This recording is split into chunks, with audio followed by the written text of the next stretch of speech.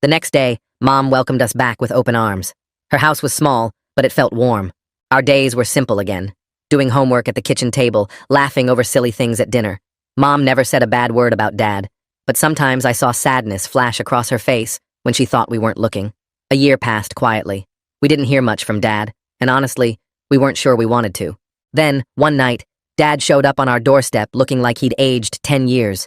His clothes were shabby, and his eyes were tired. Mom hesitated, then let him in. He sat on the edge of our worn-out sofa, staring down at his hands. Slowly, he told us everything. He said that in the last year, his business had filed for bankruptcy, and that his money has officially run out. That's when he started crying and calling himself stupid. He admitted that the second he had nothing left, Serena left him. She apparently didn't even comfort him. Literally started packing her bags the second he told her. It was honestly heartbreaking to watch our dad like that. By the end of his speech, he was red from crying and embarrassed.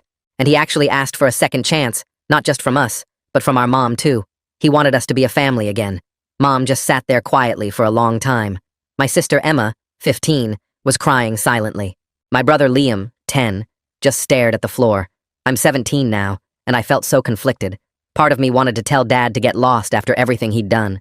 The other part remembered how he used to push me on the swings before all the money stuff. Finally, Mom spoke up. She told Dad he could stay on our couch for a few nights while he figured things out. Not a full reconciliation, just basic human decency. Dad looked relieved, but also kind of disappointed.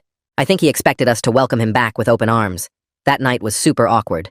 Dad tried making small talk during dinner, asking about school and stuff. We gave short answers. Mom kept things civil but distant. After dinner, I helped Mom with dishes, while Dad tried connecting with Emma and Liam in the living room. It wasn't going well from what I could hear.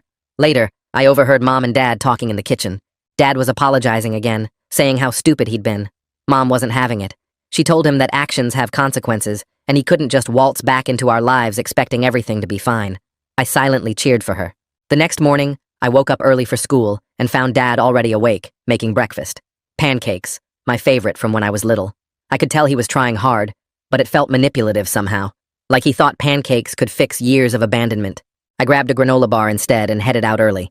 At school, I couldn't focus on anything.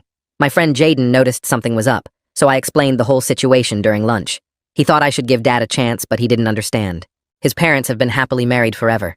When I got home that afternoon, I found Dad fixing the leaky faucet in the bathroom.